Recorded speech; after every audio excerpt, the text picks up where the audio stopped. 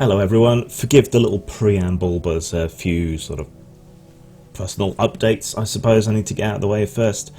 My worst half is off visiting the States in Florida for a couple of weeks, so I'm probably going to spend a lot of that time working.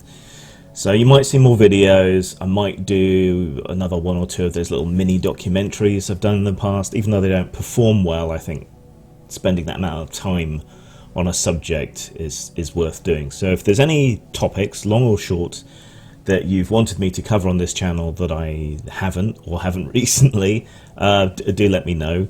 I'll probably be doing more streaming. That's over on my second channel, Grimstream, which is linked below. It's not big enough to have its own name domain thing yet, unfortunately, but there you go. But you can find that, so please go and subscribe.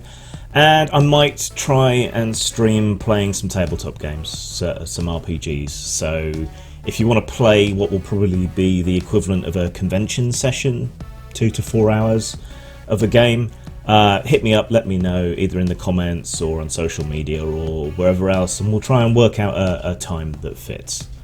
Right, on with the show. I've a wish to keep it real, because keeping it real is such a bore. If keeping it real makes me sound like you, then what would I want to keep it real for?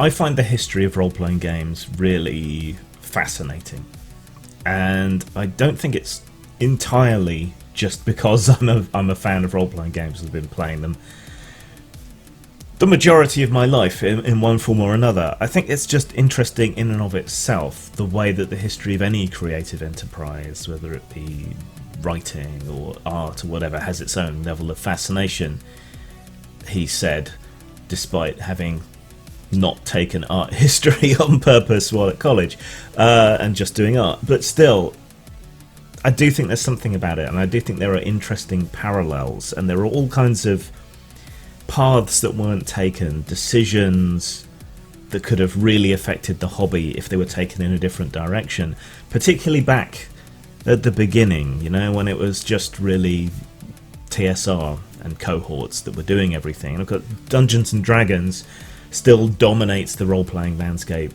to today, perhaps somewhat undeservedly to an extent, but that's the brand, that's the thing everyone knows, right? And things could have been very different. Now, I think I've talked about the Palace of the Silver Princess before on this channel, but not necessarily in the same way that I'm going to talk about it now. This isn't like a review of the module per se or whatever, but this is one of those formative early modules from D&D that helped determine the path in which Dungeons and Dragons and role-playing games as a whole would develop into the future. So D&D first emerged from wargaming, a set of fantasy wargaming rules, essentially, with some optional add-ons and so on. So the very early editions of D&D were not at all complete. They were pamphlets and suggestions and ideas, but the idea of creating a game and a story with dice and characters and statistics and so on was there and rapidly emerged. It's become somewhat fashionable in the recent years to kind of try and erase or tarnish Gary Gygax's contribution. He does seem to have been something of a Stan Lee figure, you know, taking credit for other people's work, that sort of thing. But at the same time, there is no denying the influence that he had on games. And through him, TSR and so on, and the decisions that were made back then.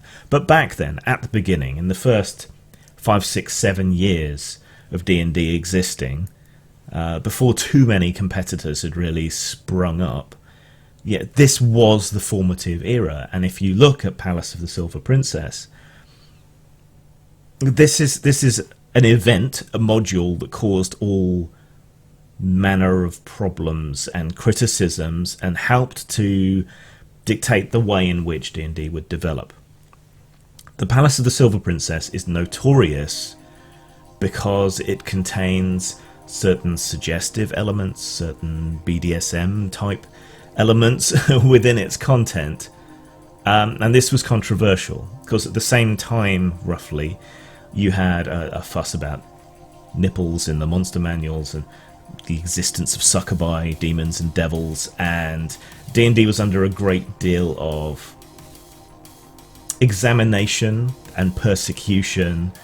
The Satanic Panic was getting into its swing, and so there was a deep concern at TSR. You know, how do we deal with this? How do we stem this problem? How do we stem this tide? So again, there's parallels to be drawn with the comics industry. You can look at the comics code and so on.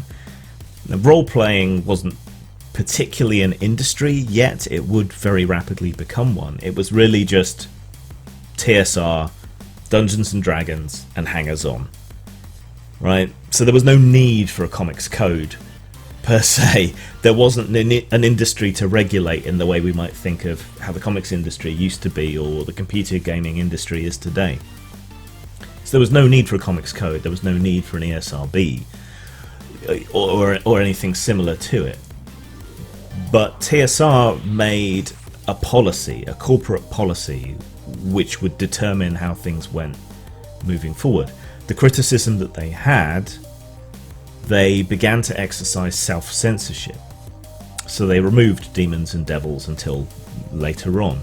They covered up the nipples and a lot of the more suggestive elements. Now, I went back and I looked at every official module that had been published prior to Palace of the Silver Princess, because some people have suggested that it wasn't really that much of an outlier for the content that they had at the time. And looking back, yeah, Palace of the Silver Princess is nowhere near as bad as people made it out to be.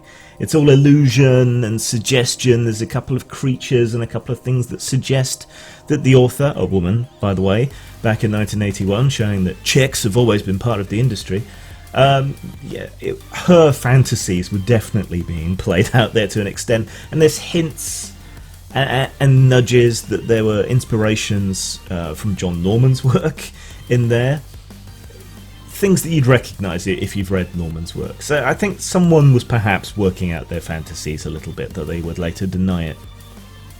But you look at the other material from the time, and there are the odd bits of suggestive art, kelpies and nereids and so on, and the odd bit of suggestion in the texts, but nothing too bad.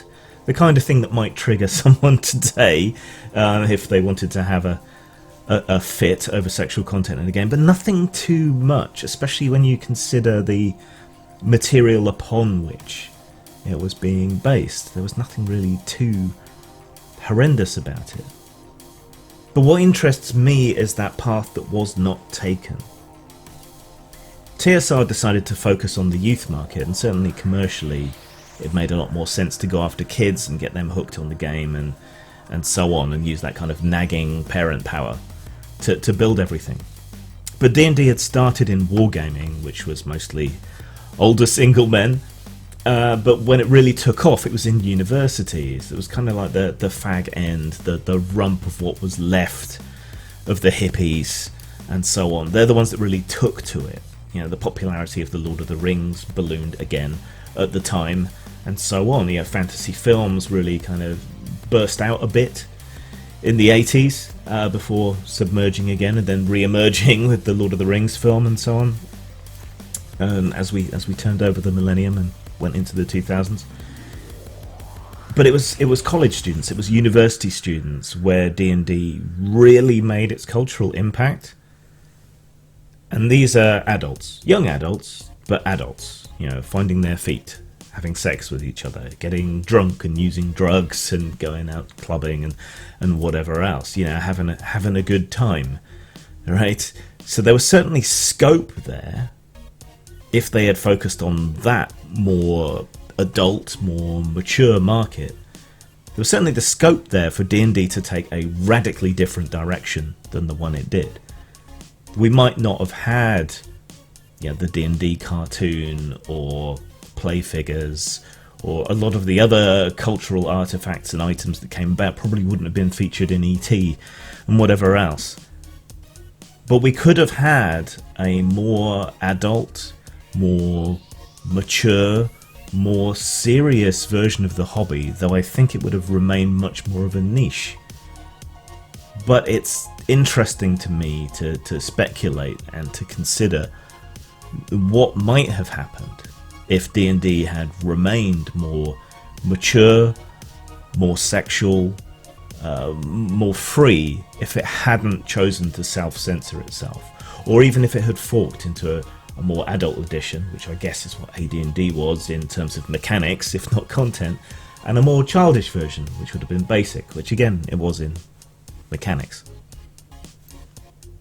Things could have been really different, and I'm kind of inspired perhaps to create a 5th edition D&D module as a kind of spiritual successor to Palace of the Silver Princess, without being quite so coy about it. Zang.